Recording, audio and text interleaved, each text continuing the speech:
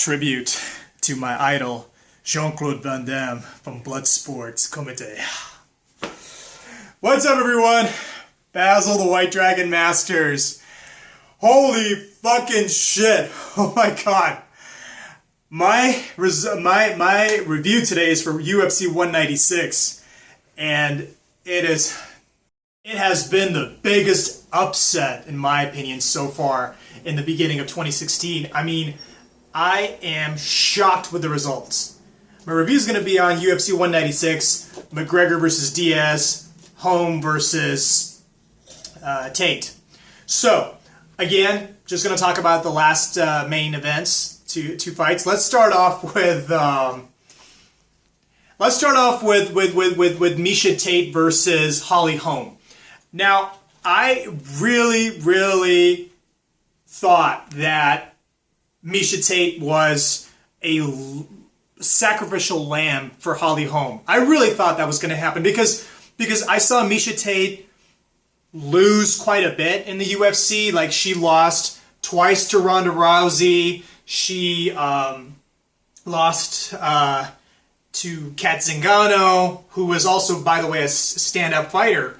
And obviously, after looking at the last fight between Ronda Rousey and Holm, and how Holm picked Ronda Rousey apart and how she beat her ass, knowing that Ronda Rousey is a grappler, and the way she beat her, I really thought that Miesha was a sacrificial lamb going to get slaughtered by Holm. Boy, was I wrong. I mean, let's just say that Holly did the best game plan. Again, those of you that I'm sure you know now, that as a martial artist and as a fighter, I can tell you something by experience. And that is that when you're fighting, if you come from a very strong stand-up background like boxing or karate, especially if you come from a background like karate or kickboxing or Muay Thai or anything like that, when you're taking on a wrestler, you will fight exactly like Holm would. Sorry, I keep calling her Holmes. It just sounds natural, but it's Holm. So Holly tried to do the perfect fight. She, I predicted that Holly was going to win this fight by the second round. If not sooner, she would knock out Miesha Tate or TKO her or whatever. But I was wrong, and she did the perfect game plan. This time she wasn't fighting a judoka or a judo player like Ronda, because she was fighting a wrestler. So the biggest difference here was that when you're fighting a wrestler, you have to be extra cautious versus a judo player, because when you're fighting a wrestler, they are going to go, their takedowns are 90% below the waist, which is below here. So they'll sink down, they'll throw a few feints, they'll sink down and try to take you down and take your legs from underneath you and take you down. A judo player, a judoka, doesn't fight like that. A judo player wants to come in. And that was exactly, if you notice, the difference between Ronda's fight with Holly and Miesha's fight with Holly. Ronda was going in straight in because a judo player's clinch is up here. They don't go for the legs like a wrestler would. A judo player wants to clinch right underneath your armpits and try to do the hip toss, which we call the uchimata in judo. So that's why it was a lot easier for Holly to control Ronda in that fight, because Ronda was trying to throw the jabs, yeah, and then she would go in. She would go in straight up. Versus Miesha, when she was trying to sink in, you have to learn how to sprawl, which is like sprawl as much. And as far as the fight was concerned, guys, Holly definitely won the first round, clearly. And she was winning, I think, half of the second round, until the tables turned and Miesha took her down and had her. In the second round, I really thought right away, oh my god, Miesha's going to win, because she got her with the rear naked choke. And she had it like pretty deep at times. It looked like, really to the eye, from the angle that we were looking at, I completely thought that Holly was done. But Holly, like a champion that she is, she scrambled the best she could. She got right back up, and she was saved by the bell, practically. Round 2, she was saved by the bell. I mean, Miesha won that fight, that round, clearly. Then round 3 and 4 was interesting. Holly did exactly what she should have done. What a striker, predominantly what a striker does, is to touch and go, touch and go, touch and go. So she would come in, she would do the side kick. She would come in, she'd do the side kick. But her side kick is not like this type of side kick that we do. Her side kick is more like a down side kick. If somebody's coming in, she would like do this side kick that we have in Kung Fu or JKD, which is like the skipping side kick. You go in and you push like this. It's probably one of the most powerful kicks ever. And a lot of her techniques are with the lead leg, which is a Kung Fu technique, practically, which is a good technique. And she did that for round 3 and 4, which was great. That's what she was supposed to do, is outpoint Miesha, because there's no point trying to go in full on, like a full-on punch or a full-on technique, because as soon as you do that, as a striker, you leave yourself really vulnerable. For a grappler, that's the first thing they'll do. As soon as they see you throwing long power shots right away, they'll grab you and they'll take you down. And that's why Holly was playing it extremely safe. So she would throw a jab and she'll come back. She'll throw a kick. She'll throw a punch. She'll do that. She'll come back. But again, round 5. Holly, she won the first round. She lost the second round. She won 3 and 4. And the 5th round, she was doing exactly what she was doing. And she got, again, she got taken down. And it was a very slick takedown that Miesha did. I don't even know how she could have defended that, honestly, because how Miesha did it was, it threw you off completely. As a martial artist, I was like, okay, well, I didn't see that one coming. And then when Miesha did take her down, she took her down and she rolled her, and then like it almost was like the beginning of the second. It was almost felt like the second round where Holly was fighting for the choke. Before that, though, she had her up here on the clinch, and she had her in the rear naked choke. Now, from the TV's angle, it looked like she was it was on the side, but apparently she had it really nicely deep. And Holly, with her desperate attempt, she rolled forward, which can work for you and it can work against you. In this case, it worked against her because the choke was already in there.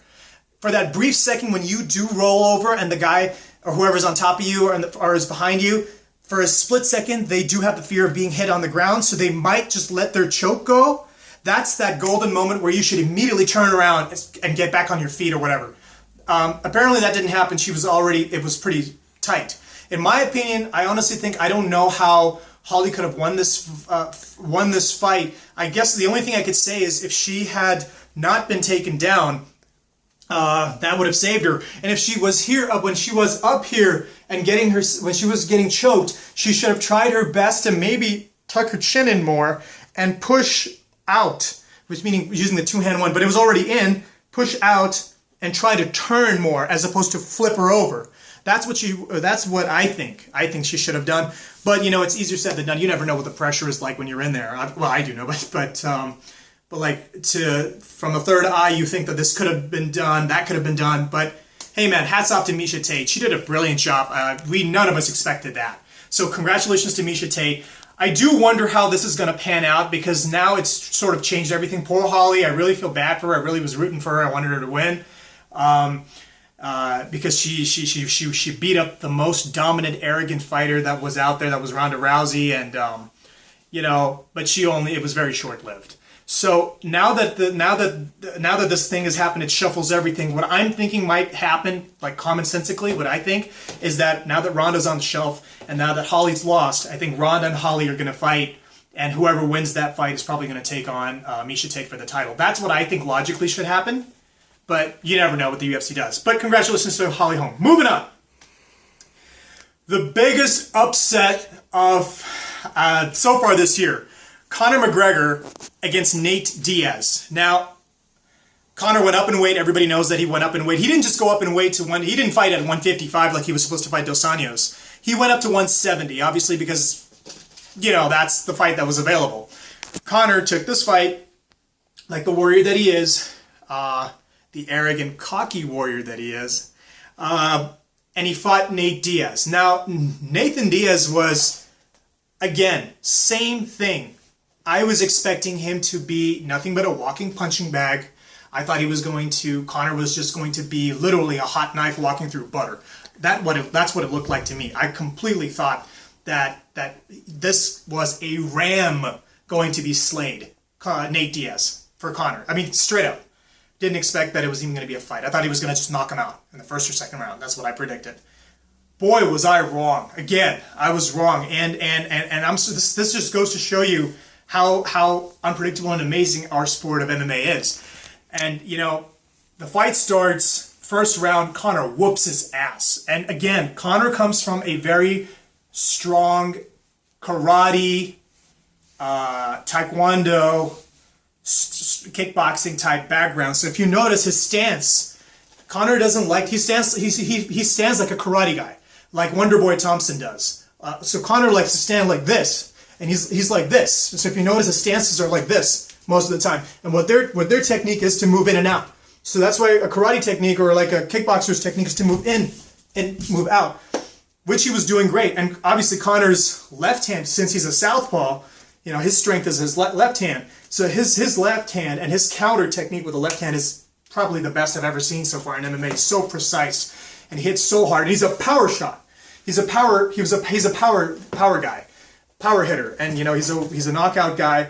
And so at the first round, he hits Nate, and one of his favorite techniques is the 1-2 punch.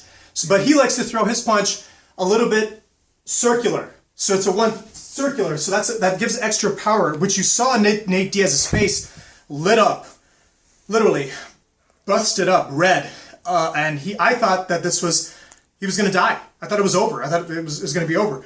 Surprisingly, he duked it out, and he duked it out till round 2, and I was like, all right, well, round 2, Conor's going to just eat him up. Round 2 comes, and halfway through the round, Conor's still kicking his ass, right? And I'm thinking he's going to eat him up again, and it's just going to be over. Nate's going to be like, oh, he's going to wobble around for a little bit, and another punch would just do the trick. Surprisingly, in round 2, Nate starts to turn up. I mean, it's almost like that's how these Diaz brothers, they go off on. Like if you beat the shit out of them, that's when they start getting better. So it's weird. Everybody fights differently. That's not a very healthy way to fight. A walking punching bag is what I thought they were, but I guess it's a punching bag that hits hard too. In round 2, when Conor was really hitting him a few times and trying to knock his head off, Nate had this jab. He kept throwing his jab, which seemed to save his life. That jab was what really changed things. His jab was really precise and good. Amongst that jabs, he threw across and hit Conor right on the chin.